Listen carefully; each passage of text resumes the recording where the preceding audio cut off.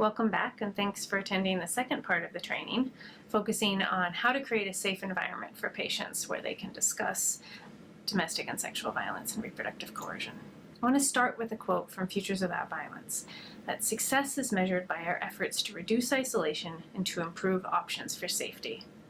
This means is that we're not superheroes and we're not here to rescue anybody. The point isn't to make people disclose or to make people exit abusive relationships. The point is to let them know that they're not alone, that we are here to help them, and that there are resources for them, and to improve their ability to access resources and move towards safety and health for themselves and their families.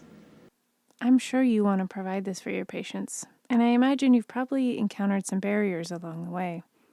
Take a moment to think about what those barriers are. My hope is that in this training, we will address those barriers and provide some creative solutions to them so that you are able to meet patients where they're at and provide them the care that they need around these difficult topics. In all of our patient care encounters, whether inpatient or outpatient, we all want to do our best job with recommended screening practices. But there are things that can make that really hard to do. One of the biggest ones is that our appointment times keep getting shorter and shorter and shorter.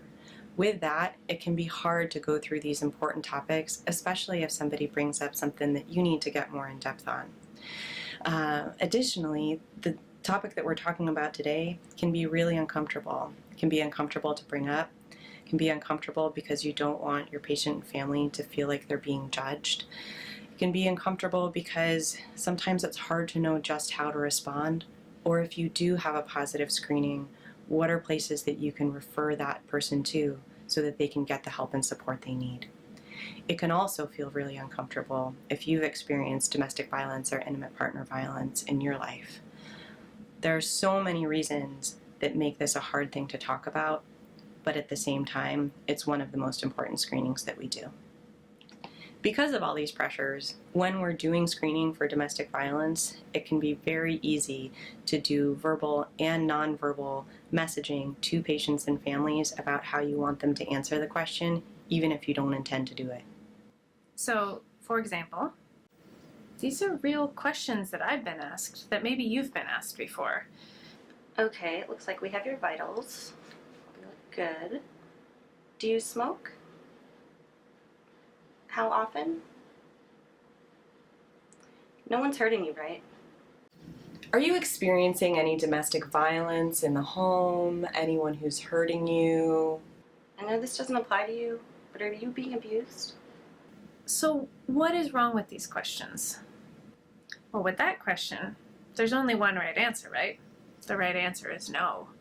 Patient doesn't feel like they have an opening to tell the provider anything.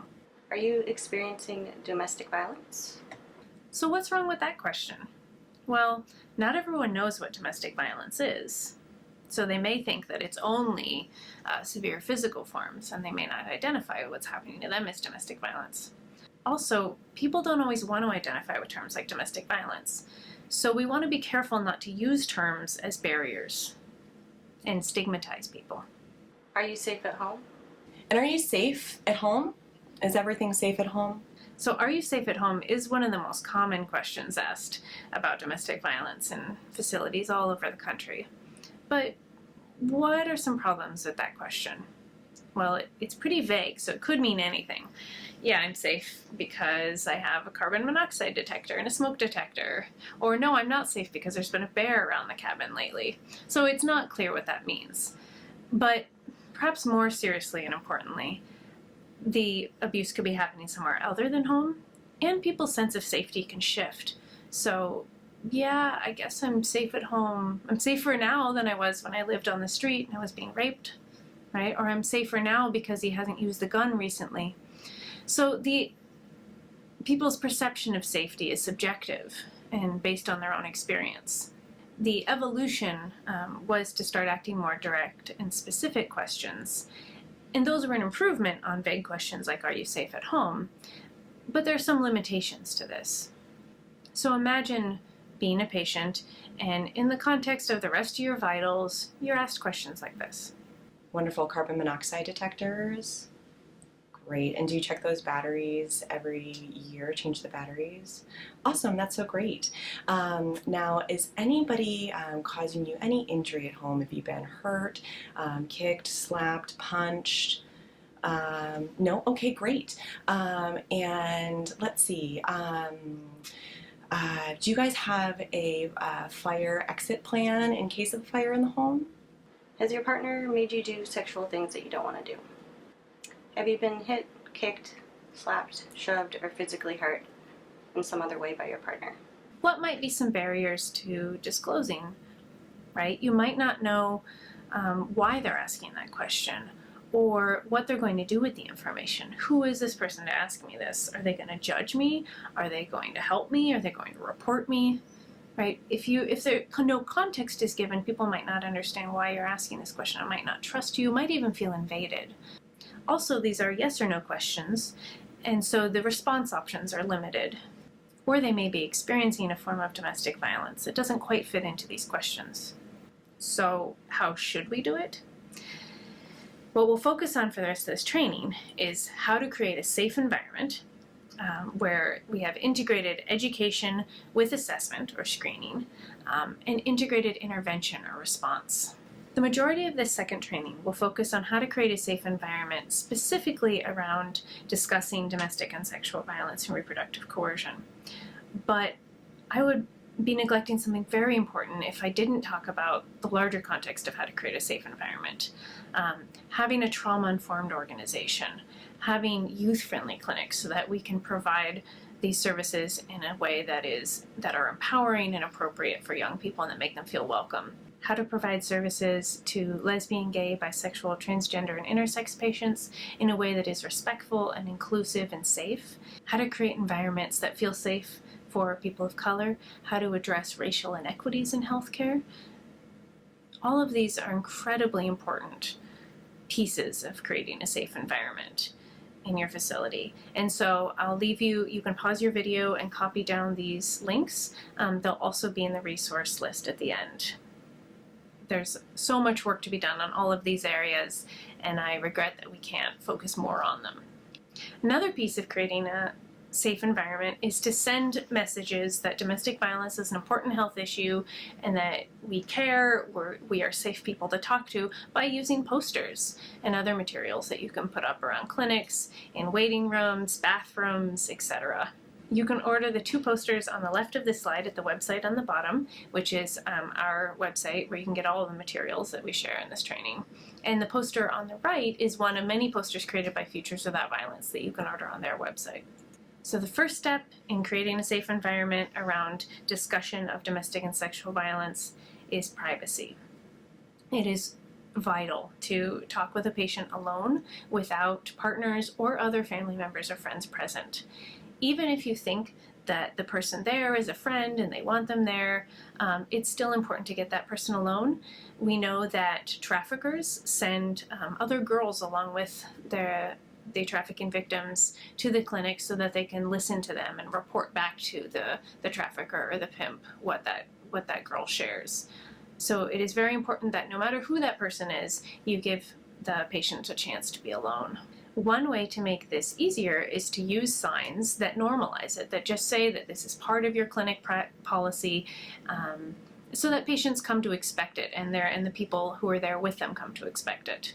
To demonstrate how to do this, we'll watch a quick video that was created by Futures Without Violence, showing how to just make this a normal part of policy and procedure in your clinic. I'm sorry if this is making you late. I can stay here by myself if that helps. You know that can't work. Look, I need you to be home when I call you from work, or else I start to worry about where you are. Of course. Besides, I want to know what's going on with you as much as you do. Sure. Good. Now, I'm glad that you're thinking this through. Hey, Jocelyn? Yes. Oh, good. And you are? I'm Jocelyn's husband, Michael. Well, I'm glad you came in. We like to see supportive husbands.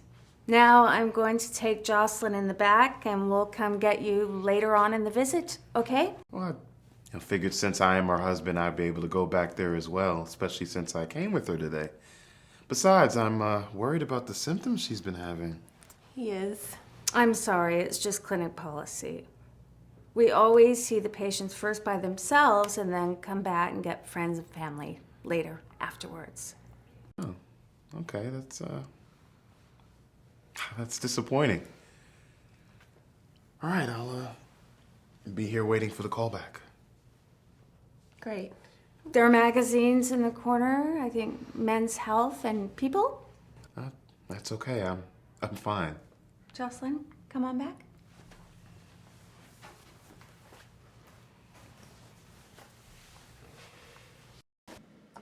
So what did you notice that the provider in that video did? Right, she remained calm, matter of course, assertive, but non-aggressive in her communication. She validated that the partner was there and that they like supportive partners to be there, but was very clear in not letting him come in. Do you think that this is something you can do in your clinic? Think about what are the barriers and how to make this work. It's also important to see adolescent patients alone. And there can be some barriers to doing that. Sometimes parents are protective and they want to stay with their children. So Dr. Maragachik will give an example of how she talks to parents about it. Thanks so much for being here for this part of the visit to talk about what's been going on with your daughter. This is the time in the visit that with all teenagers, we ask their parents to step outside so that I can talk with her one-on-one. This is something that I think is a really important part of her development because in a few years' time, she's actually going to be here alone at this visit. So I think of this as like practice for when she's an adult, which is going to be here before we know it. Sometimes you may join the patient when they're already in the room with their partner or someone else, such as when they're hospitalized, or for some other reason it may be difficult to get the patient alone. Here's one example of how to find creative solutions in these situations. Could we take a few minutes and come to another room? We have a few tests that we have to do. And, oh, it's actually, there's only enough room for the nurse and the patient. I'm sorry. Can you please wait here for 5 minutes? Sometimes there are specific barriers to seeing a patient alone that healthcare staff might experience. One of those being language access. If a patient's first language is something other than English and they're more comfortable in their first language, it's important that they are able to communicate with the healthcare provider in that language using a trained professional interpreter, not a family member. Often they will bring family members or a family member will want to accompany them to provide that translation, but it's important to see the patient alone with a trained interpreter for multiple reasons, including their safety. It's also required by the law. In many cultures, including Alaska Native culture, a lot of people tend to want to be with their family members and advocate for them during hospital visits. And we honor that. You want to respect that. But the important thing is that you do have that time alone with your patient. We know that people experiencing disabilities are also at a much higher risk of experiencing abuse and violence than other communities. It's important to know that even if your client or patient experiencing disabilities does have an advocate or direct service professional with them, you do have the right to see your patient alone.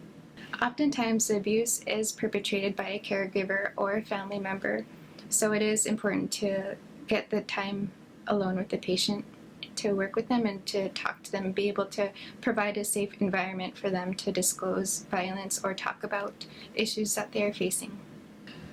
Because this is an important issue that we would like to address, please pause the video and copy and paste the link and check out the resource page at the end. So, returning to implications for policy and practice in your facility, one of the recommendations would be to create signage that indicates that you room patients alone or that you see patients alone for a portion of every visit, and that you create a patient flow that allows for that, so that your standard way that you room patients and the order that they're seen in involves some time with them alone. If you create this, if it's part of policy, then it's much easier for you and it takes some of the burden off of you as a provider to have to ask someone to leave the room. The more institutionalized it is, the easier. What you're looking at is the first panel in a comic that I drew to illustrate this process of using the safety card. And this first step, once you have a patient alone, is to review confidentiality, what it is that you have to keep confidential and what that means, and the limits of confidentiality. You want to do this in a conversational tone, easy to understand. You want to do this out loud, which is standard practice in behavioral health and victim services, but not always in healthcare. You want to do this out loud in a way the patient understands because people don't always read the paperwork. And it can help build trust to tell people that even if they disclose to you about drug use or alcohol use, that you're going to keep that private.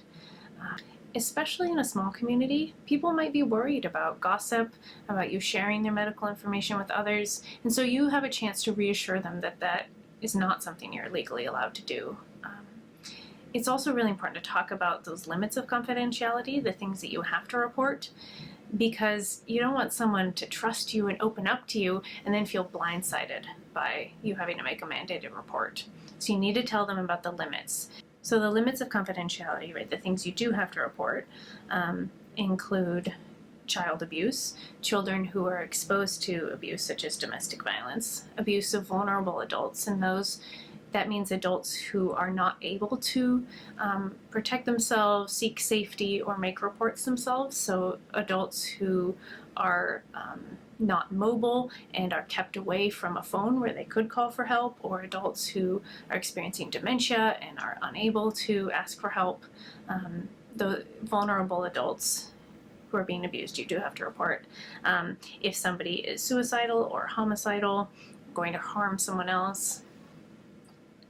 And for healthcare providers, you have to report knife or gun or other weapon injuries, life-threatening injuries, and burns over a certain percentage of the body. And that's specific to healthcare providers, that last one. Because mandatory reporting is such an important issue that we can't cover in as much depth as I would like to in this training, here are some additional resources, so please pause your video and copy these links. They're also available in the resource page at the end.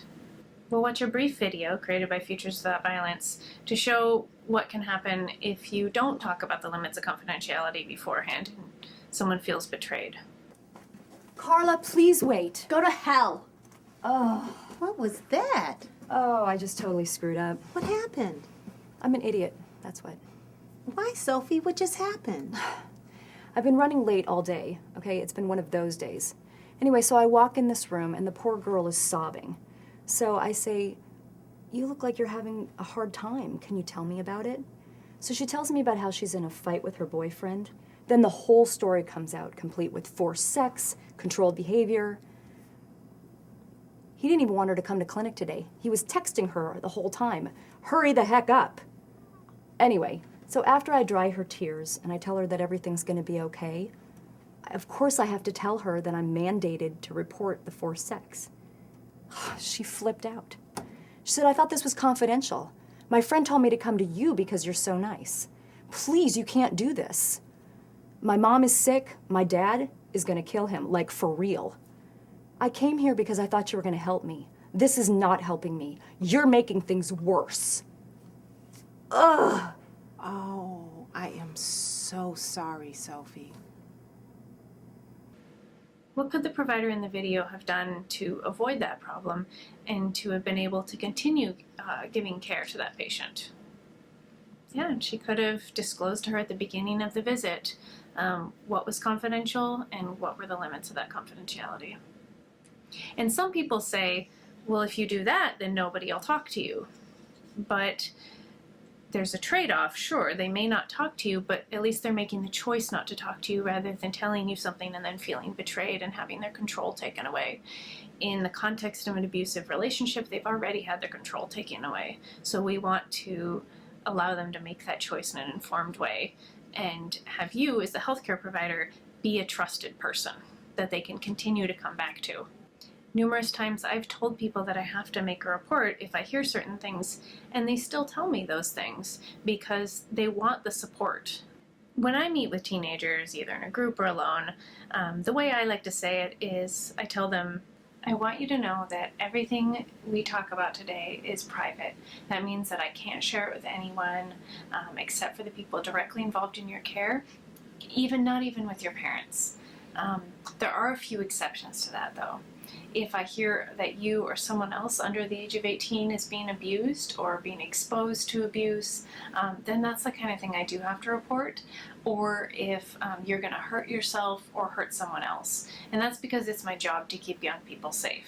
So if you want to share something like that with me, I'm happy to help make a report with you.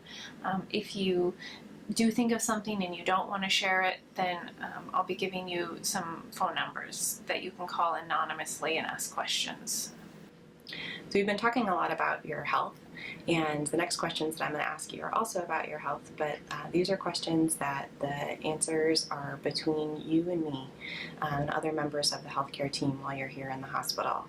The only exceptions to that would be if you let me know that somebody is hurting you or that you're concerned you might be at risk of hurting somebody else. And in that case, I'd have to let somebody know just to make sure that everybody stays safe. As much as we want young people to be safe, we do need to give them options and maintain their trust. But of course, as mandated reporters, if you do suspect that someone under 18 is being abused, you are required to make a report. And later in the training, we will talk about how to do that in a trauma-informed way that can minimize how difficult that is for the young person or the adult. Here's an example of how you might explain confidentiality to a patient who is 18 or older. I want you to know that everything you say here today is confidential. That means that I have to keep it private and I can't share it with anyone who's not directly involved in your care. There are a few exceptions to this, though. If I hear about someone under the age of 18 who's being abused or being exposed to abuse like domestic violence, that I have to report to the Office of Children's Services. Or if I hear about a vulnerable adult who's being abused, then that's a report to Adult Protective Services because it's my job as a healthcare provider to keep people safe. Or if I hear that you are going to hurt yourself or someone else, then that's the kind of thing I have to report. But everything you share with me about your health or anything else stays completely private. And I want to reiterate that for an adult who is victimized, you are not required to make a report for them unless a child was exposed or is somehow involved. The reason for that is because the autonomy of that adult to make their own decisions is the first priority. So coming back to some of the policy and practice implications for your facility, something I would recommend would be to have signage about confidentiality, explaining really easy to understand terms at a reading level that's easy to read about what confidentiality means and what those limits are. And then to have policy and practice guidelines in place where every person who sees a patient does discuss confidentiality and its limits. So now that we've set up a safer environment for patients where they are being seen alone and where they understand confidentiality and its limits, then we're going to talk about using the safety card as a way to approach domestic and sexual violence prevention, education, screening, and response. So I've spent a good portion of my career training healthcare and other types of providers to screen for domestic violence. And it's all been a learning curve. When we started out, I have to say I was militant about people using direct screening approach that was always, of course, face-to-face, but using very specific questions on domestic violence, particularly focused on the physical forms of violence. And we began to realize some things. First of all, that many women don't know what a healthy relationship looks like, based on the experiences they had growing up, based on the type of relationships that they are in, where if the violence is less controlling or less physically violent than what they saw growing up, then maybe that's an okay relationship. We also realized that even as careful as all the training that we would do around screening, we were getting much lower disclosure rates than what we would see in terms of population-based survey data in Alaska and elsewhere. And in fact, if you look right now at the numbers for the home visitation programs across the U.S. that are mandated to screen for domestic violence, those numbers stay right around 5% of disclosure. Clearly, a lot of women who are experiencing domestic violence aren't disclosing. We began to think, particularly working with Futures Without Violence, has now developed a series of safety cards. How can we approach this in a way that is less stigmatizing, that helps women to understand about what healthy relationships look like, so then we can talk and ask the questions about unhealthy relationships? And that is the safety card approach. It's an opportunity to move to primary prevention in many ways, because whether a woman is experiencing violence or not, or maybe she's not experiencing it now, but it's going to happen few months or next year or whenever, we're able to have that conversation about what healthy relationships look like. There are cards that are now developed for Alaska women, modeled on the original cards, which have been evaluated in scientific studies showing how effective this approach is, where we have a tool to support providers that they can give to patients to talk about healthy relationships. The questions are embedded in the safety card as sort of a self-quiz, which we find a very effective way for women to think about what experiences they're having in their relationships. And it's been a very useful tool that has even been developed for teens into a card for Alaskans. Futures Without Violence hosts the National Resource Center on Health and Domestic Violence, and they've developed a number of national cards. These are wallet-sized fold-out cards. This is an example of a perinatal card. They have also created a gender-neutral teen card.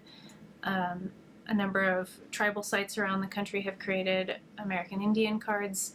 And so what we did, the Alaska Native Tribal Health Consortium and the Alaska Family Violence Prevention Project, started by creating an Alaska-specific card for teen girls and adult women. And then in partnership, the same two organizations in partnership with the State of Alaska's Adolescent Health Program, created a gender-neutral teen card. And both of these cards were created with feedback from hundreds of Alaskans through focus groups. The language, the content of the cards is very much shaped by the young people around Alaska who participated in these groups. We'll go through the content of each card so that you know what tools you have at your disposal. The We Are Worthy card for teen girls and adult women starts off by explaining what a healthy relationship is. We know that many people, especially if they didn't grow up with a healthy relationship, don't know what one looks like and what their rights are and what they're entitled to. So using a self-quiz format, kind of like a magazine or online quiz, the patient is able to ask themselves these questions and see what a healthy relationship would look like. It also asks questions about unhealthy relationships. And what you'll notice is that it says on bad days, because many people who are in abusive relationships don't identify it as an abusive relationship, or might say that it's not always that way. And so we want to say that if these things, even if these things only happen on bad days, you still don't deserve them, and it's not your fault, and that you can get help for those things. So we give some examples of unhealthy relationship, including making me do sexual things I don't want to do, right? That sexual coercion we talked about earlier, or try to get me pregnant when I don't want to be. And so this is where one of the ways you can bring up reproductive coercion. As you'll see in the bottom of this panel, we talk about how your healthcare provider or counselor can support you, and you can get confidential help with birth control that you can control. And so this is how we're giving the message that there are options for safer methods of birth control, which we'll talk about more in the third training. This card also tries to make the connection between stressful or unhealthy relationships and health behaviors.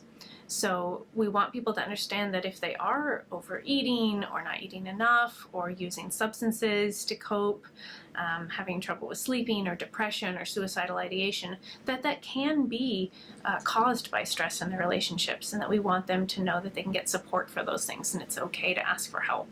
Again, this language came from the women and girls throughout Alaska who participated in focus groups. And they said the most important message for them was that it was okay for them to ask for help. They felt like they were getting the message that they had to deal with these things on their own, and we're saying that they don't have to, that they're not alone. This panel addresses people's rights to their body and sexual assault. And the feedback that we got, especially from teenage girls, was that this was the most important panel for them, because this addresses sexual violence by any perpetrator, not only a partner, and addresses what their rights are. that if they don't want to do something sexual, they don't have to. And it also addresses that if somebody was sexually assaulted when they were blacked out, drunk, that is not their fault. Victims are often blamed if they're assaulted when they're drunk, and we want to share the message that they are not to blame, that it's not their fault, and that they can get help. This panel was really important to add in this Alaskan version because we do have a lot of fetal alcohol spectrum disorder, and we wanted to figure out a way to address it in its relationship with domestic violence, like we talked about in the first training.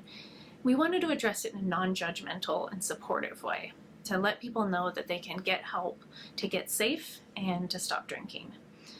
We also wanted to just give some information about the effects of drinking during pregnancy, which most people know, but to talk about the effects of drinking if you're having unprotected sex or planning to become pregnant, the effects of alcohol before you know that you're pregnant.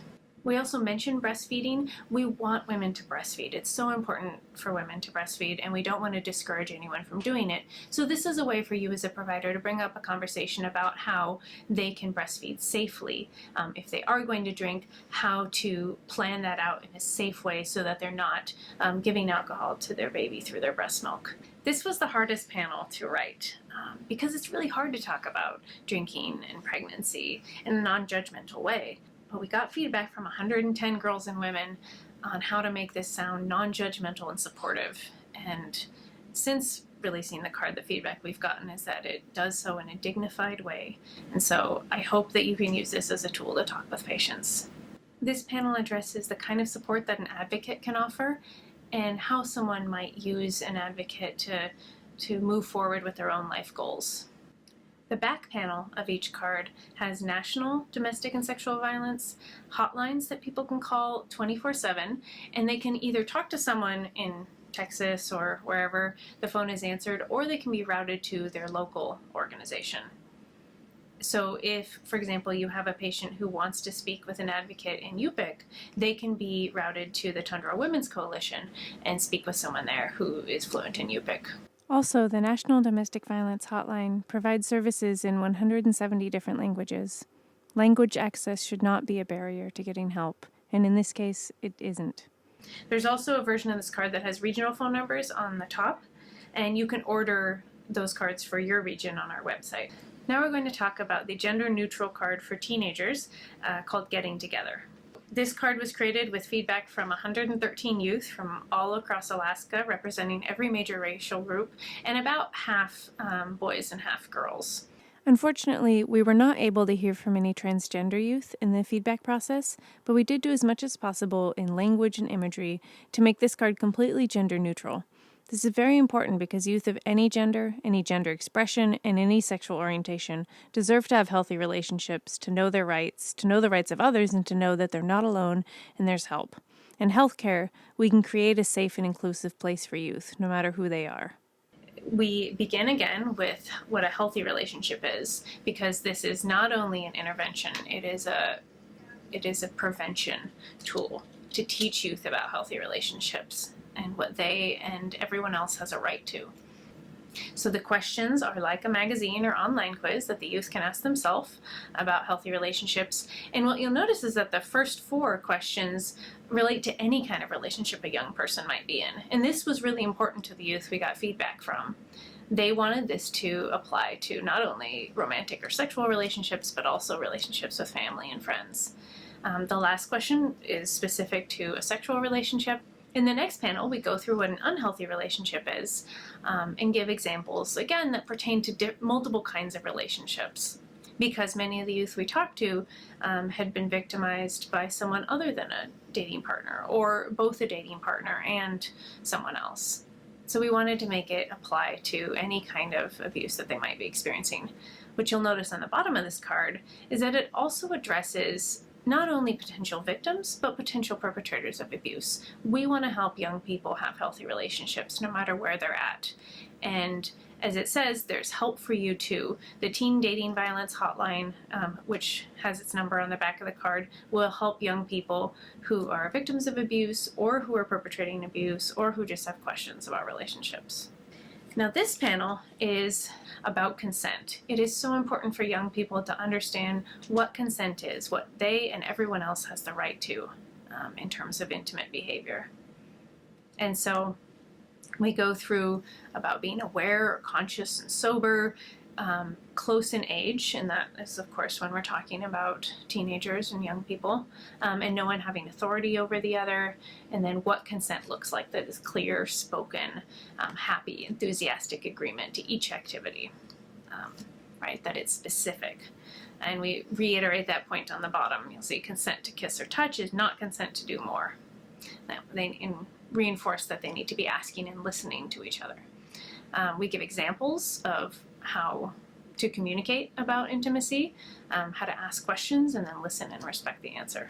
This panel was one, again, that teenage girls in our focus groups said was the most important for them, which is to share the message that their body is theirs, that if they don't want to do something sexual, they don't have to, that they can make choices about their sexuality.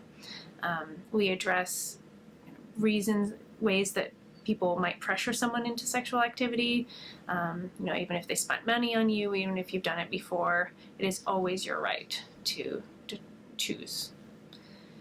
We also, again, address blame for victims who are assaulted when they're blacked out or drunk, and we let them know that it is not their fault and that there's help for them. What we heard from young people is that this was a major fear. They were afraid of reporting an assault if they were drunk because they thought that they would get in trouble for drinking. This panel is about commercial sexual exploitation of children or human trafficking. And we felt that this was very important to include because there aren't educational materials out there for young people on this subject, and we know that it's a big problem in Alaska. So we just give some very brief examples or definitions of how this might work. By federal law, if anyone under the age of 18 is exchanging any kind of sexual act for anything of value or need for them, whether that's shelter, rides, food, drugs, or money, that is a victimization of them that is classified as commercial sexual exploitation. And so the young person should not be treated as a criminal, but as a victim. Commercial sexual exploitation of an adult is whenever an adult is exchanging sexual activity for something of value or need, and they are doing so under coercion or threat or fraud. We provide the FBI phone number because they are the most experienced and up-to-date on how to keep victims safe and handle these crimes. This panel on how to help someone is there because teenagers are really motivated by being able to offer support to one another and help their friends. And we wanted to give them some tools to do that. We also wanted to reinforce how they should be treated if they experience an assault, that they should be believed and cared about and told that it's not their fault. On the back of the card, you'll see a number of teen-friendly resources where they can call or text or chat online or look up things on a website totally anonymously. We also put in lines for them to think of someone that they trust. We want youth to be able to talk with a trusted adult, and the local organizations can write in their phone number on the line there. Youth expressed a number of different concerns and fears about seeking help. Some were afraid that they would be reported if they called a hotline. Some were afraid that they would be lectured, judged. So we just wanted to make clear to them that these hotlines are there to listen, that they're there to offer the support and information that the young person wants, not to lecture them, not to report them. You can order both the Getting Together card for teens of any gender and the We Are Worthy card for women and girls on the Epicenter's Healthy Families page. The website is at the bottom of the slide. With the We Are Worthy card, you can select the card that has the name and phone number of the shelter in your region. This universal approach using the safety card for integrated education and assessment is something that we're recommending for teens of any gender and for women based on the Institute of Medicine's recommendation and the U.S. Preventive Services Task Force recommendation. We will talk about screening for specific injuries or types of visits, and in those cases you would certainly want to screen men when indicated. Also, if you were interested in this same safety card integrated education and assessment approach for adult men, you could use the Getting Together card, or you could use this card that was created by tribal sites working with Futures Without Violence, and this is a gender-neutral adult card about reproductive health and safety and relationships. You can order it on the Futures Without Violence website. And it is important to give this card and to offer this opportunity to every patient, even if you know the patient well, because we don't always know what's going on behind closed doors. We may think that we can identify patients who are being abused and patients who aren't being abused, but we can't always, and we want to give that opportunity to anybody who walks in. Now we're at the second panel of the comic. So after you have reviewed confidentiality and the limits of confidentiality with the patient, created a safe environment, how do you introduce the card and use the card to bring up the topic? So for example, you might say, we've recently started giving this card to all of our female patients. I'm not sure if you've seen it yet. It's kind of like a magazine quiz or an online quiz where you can ask yourself these questions and read information, positive messages, and it has some phone numbers on the back.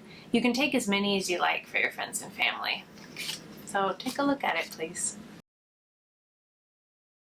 We started to give this card to all of our patients recently. It's about relationships, healthy relationships, unhealthy relationships, intimacy, your body, how to help a friend, and it has some phone numbers, websites, and places you can even text if you have questions or concerns or want to get help for yourself or someone else. You can take as many as you like for your friends and family, but I want you to take a look at it now. Did you notice in the examples that I didn't use the words domestic violence, sexual violence, dating violence, anything like that? So there's a reason for that. Terms can be barriers. So for example, a colleague of mine went to go get her yearly, and they offered her a card, one of the National Futures Without Violence cards, and they said, here, we're giving this card to patients, it's about abusive relationships. And my colleague wasn't in an abusive relationship, so she didn't take the card. It was an opportunity that was missed, because even if she weren't in an abusive relationship, she could still share it with friends and family as a prevention tool. And if she were in an abusive relationship, she still might not have taken it, because not everyone wants to identify with that term.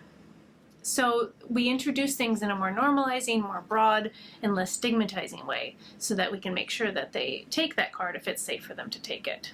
We normalize so that people don't feel singled out or judged, so we're not saying, I think you look like someone who's being abused, but rather this is something we do for all of our patients, which lets them know that it's a major health issue and that they're not alone, and we want to tell them why they should read the card. One thing I've heard from providers is that if they had a different practice before and they're starting to use the card, they like to explain that this is something new that they're beginning in the clinic, and that makes it feel more comfortable and explains to the patient why all of a sudden they're getting this card. Again, the point of talking about domestic and sexual violence in healthcare is to reduce isolation, let people know they're not alone, and improve their options for safety. And so whether they choose to disclose to you that day or not, they still walk away with one or two or however many cards they want to share with friends and family, and to have as positive messages for themselves and with those phone numbers so that they can get help when they choose to do so. I think a lot of the time empathy might be worn down when you're seeing so many patients and you're trying to get through the day and address all the tasks that you need to do. But I think this card right here is a really good tool to address those issues. It takes a short amount of time. It takes the discomfort out of talking about something you might feel uncomfortable talking about, but you're still addressing the underlying issue that patient really needs you there for, and provides a lot of resources to really increase the access to care that your patient might need. Now we're at panel 3 of the comic, which is about reviewing the card with the patient or letting them read it. So you might want to let the patient read the card while you're logging into your electronic health records or charting, or the nursing assistant might room the patient and then let the patient read the card while they go and get the provider. The exact patient flow and how this card will be used is something that you'll want to figure out for your facility. In considering whether you want the patient to read it alone or review it with the patient, you'll want to consider literacy, cognition, age, the first language of the patient. There are numerous considerations. What we know is that the average reading level of people in the United States of America is 8th grade reading level, and for those who are on Medicaid, it's 5th grade reading level. And so it shared that the We Are Worthy card is written at a 6th grade reading level, and Getting Together is written at a 3rd grade reading level. And what we found in the piloting is that high school students understood Getting Together card. The middle school students needed a lot of support and scaffolding to understand it. And almost all teenagers, when we asked them, said that they would prefer that their provider read it with them rather than let them read it on their own, because they wanted that support in understanding it. In terms of first language, it is required by law in healthcare that patients whose first language is not English or who are more comfortable in a language other than English are provided with trained interpreters, either in person or on language lines, rather than using family members or friends. And a trained interpreter can help with the information in the card. Also, if your organization would like to translate the card into another language, we'd be happy to share the document with you so that you can do that. For patients who have intellectual disabilities, the card can still be useful, but will probably require reading it with the patient and explaining it. But it is a useful tool for people who have intellectual disabilities, including FASD. Research shows that healthcare providers tend not to talk to patients experiencing disabilities about life issues and life events, including relationships. One tip that I would give to providers on working with people experiencing disabilities is just to talk directly to the patient, no matter who they are, and to treat them with dignity. Here are 2 different examples showing how you might have the patient review the card on their own or review it with them. I'll give you a few minutes to read this while I go get the provider, and then when she comes in, you two can talk a little bit more about it. It's really important that all of our teenagers get this information, so we want to make sure that everyone understands it. Would you prefer that I read it out loud while you read it, or that we take turns reading it? How do you want to do it? So we're at the 4th panel of the comic, which is about screening. And what this illustrates is an approach to screening where it's a general approach. So they get to review the card, and then you just simply ask, do you have any questions about what we talked about? Okay. And are any of these things an issue in your life?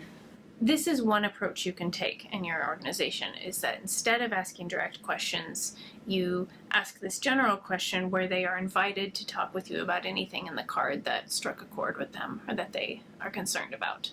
You can do this in addition to or before using validated screening tools to ask direct questions, or you can do this in place of that. That is going to be up to your facility to decide. If you are going to use a standardized screening tool, one of the tools that Futures Without Violence recommends is the relationship assessment tool, because it allows the patient to think more about the subjective experience, the felt experience of being in an abusive relationship, rather than asking them specific questions about what kinds of abuse they experience. And patients find this to be a little bit less invasive and a little more accurate. However, the tool is not gender neutral, and so I would recommend changing the language so that it can apply to partners of any gender, because we know that abuse can happen in heterosexual and in LGBTQ relationships. So we're back to thinking about policy and practice implications for your facility or your clinic. One thing is that you would want to update your electronic health records so that it reflects this approach. One example could be, instead of the EHR asking, "Are you safe at home?" or another question like that, the question could be, "Did the patient receive a safety card?" Another implication is that you'll want to figure out what your patient flow is for universal screening. So who rooms the patient, who introduces the card to the patient, and then who follows up with that general screening question, who discusses the card with the patient, etc. If you have kind of a standard practice for this, that might make it easier to make sure that it happens. And patients might sometimes feel more comfortable with the nurse or more comfortable with the provider, and so having some flexibility might help too. In addition to this more universal approach to integrated education and screening, I also want to talk about specific screening questions you might ask in response to an injury or a specific kind of visit.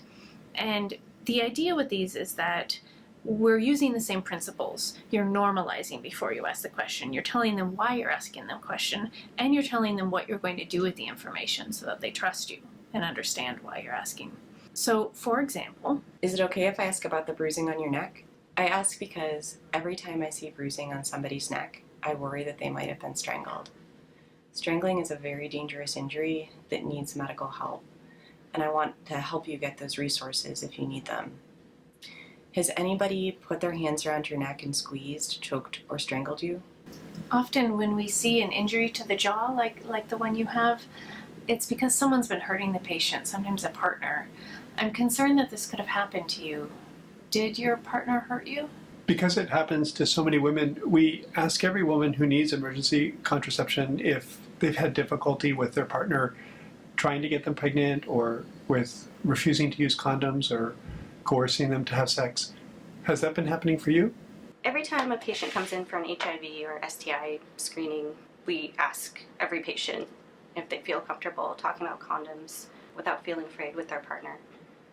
So, do you feel comfortable talking about condoms and safe sex practices with your partner? In all of these examples, you're making clear to the patient that you ask all of your patients these questions because it's an important health problem. And you give them the opportunity to break that silence, break that isolation, and let them know that they're not alone. I want to share this quote with you to show why what you're doing is so important.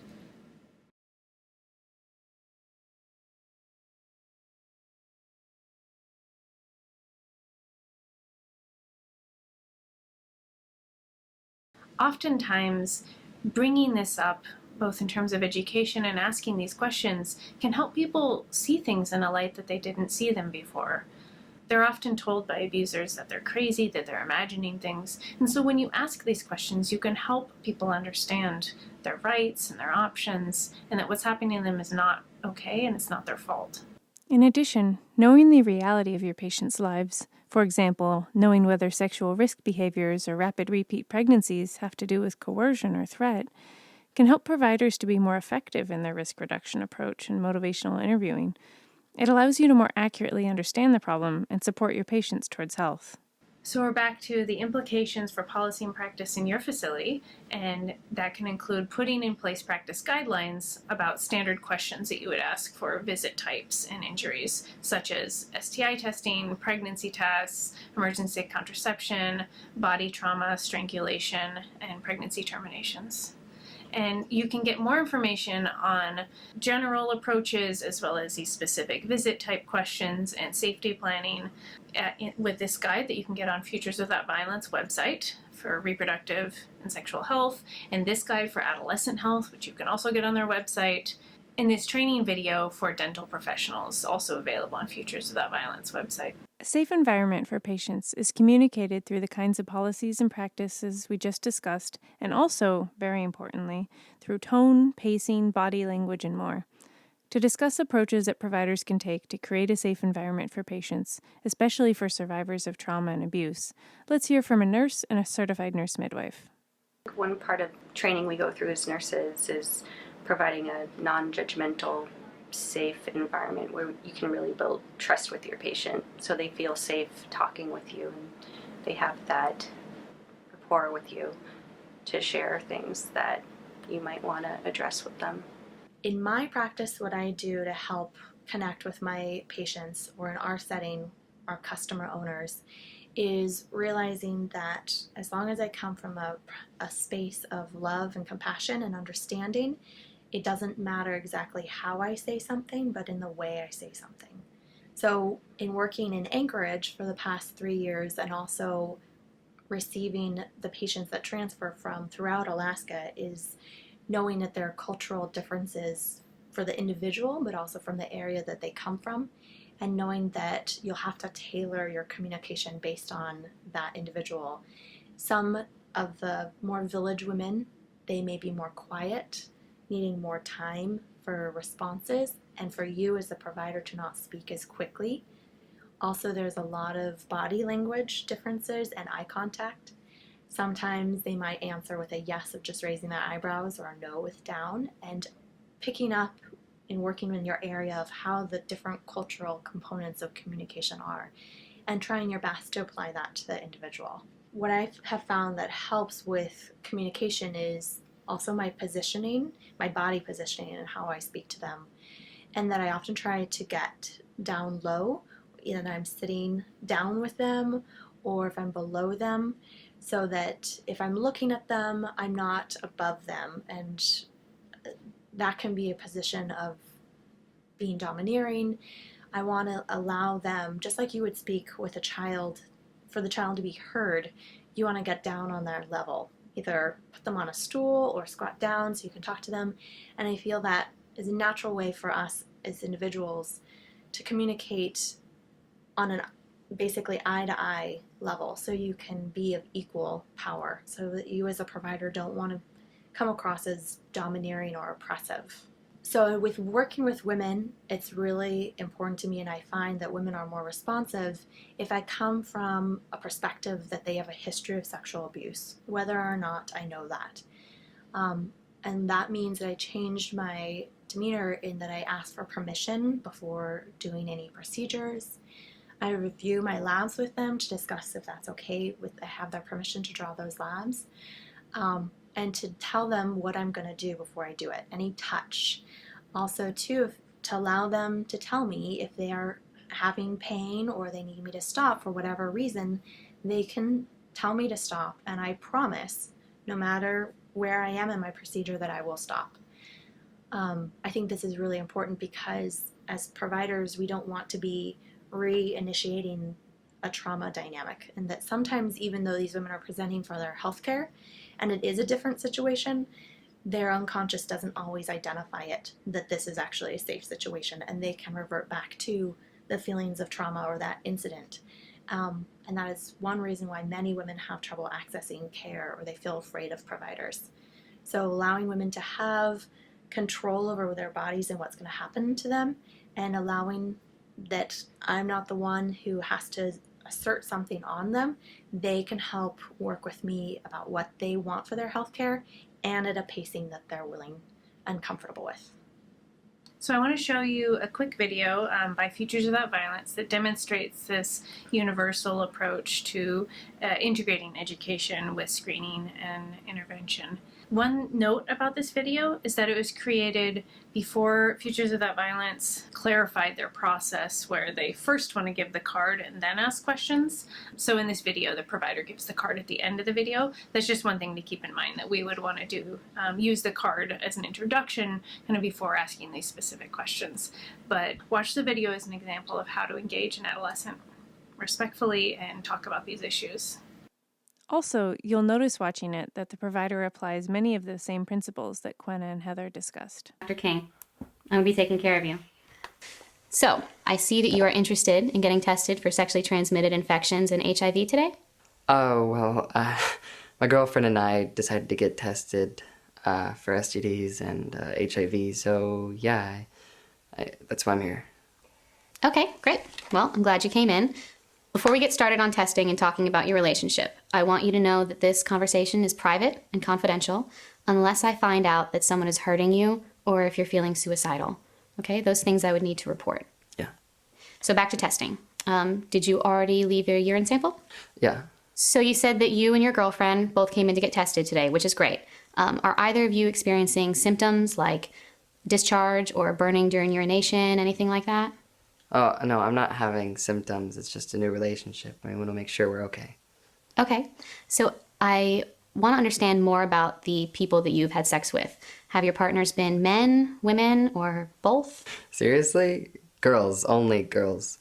Okay. And how many girls have you had sex with? A couple. And are you seeing more than one person right now? Having sex with more than one girl? No. I just ended it with the other girl, like 2-3 months ago, I guess. And then I started seeing Sophie. Okay. So tell me about Sophie. How's that going? I don't know. She's pretty cool. Smart. Pretty. Nice. And have you and Sophie had sex yet? Or was testing something you wanted to do before you had sex? We've had sex a few times, and then we decided to get tested. And when you had sex, was that something that you both felt comfortable with? We've been going out for a while, so yeah, I guess we both knew it was going to happen. So you know the next question I'm going to ask. Condoms, right? Uh-huh. And how often are you using them? Sometimes. Okay, tell me more about this sometimes part. Were there just times when there weren't any around, or they didn't work right? Is she on another method of birth control? She's on the pill now, and we aren't having sex with other people, so... Okay. Does Sophie want you to use condoms anyway? We really don't want to get pregnant and had a scare. It's totally fine now, so the pill seems better. And you know the drill about condoms preventing STIs because you came in to get tested. But I do want to circle back around to something that you just said, that the pill seems better. How did that decision get made? When the scare happened, we were both pretty freaked out, so we talked about things that might work better since the condom broke. We don't want to go through that again, so the pill seems better, and that's why I came in to get tested too. Okay, so it sounds like you've really thought this through. And good job talking to her about condoms and getting tested and birth control. That kind of communication is really important for a healthy relationship. Let's say she misses a few pills. You know, she forgets them. It happens. Condoms can give you double coverage, especially if you are worried about pregnancy or risk of infection. It can be a really good idea to use condoms too. So, do you think that that's something you would feel comfortable talking to her about? Are you open to the idea of using condoms as a backup? Yeah, I guess so. I mean, we got so focused on the pill that we stopped talking about condoms. Okay, well, that happens. Here's some insurance. Thanks. It sounds like you really do care about her and that you really respect her. And asking about condoms is a way of showing her that you respect her. On that note, I do have this card that I'm giving to all of my patients. It's sort of like a magazine quiz. It talks about healthy and unhealthy relationships and how you can help a friend if they have trouble with them. Okay, yeah, thanks.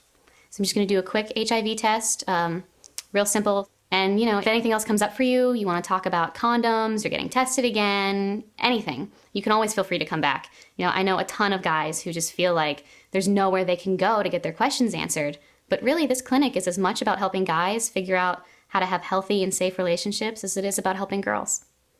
Okay, thanks. You're welcome.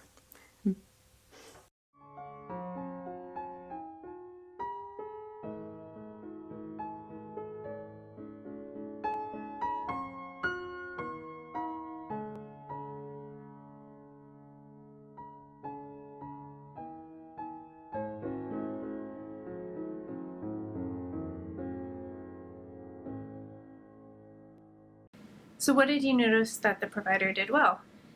Some of the things I thought she did well were that she asked questions in a really conversational, comfortable way.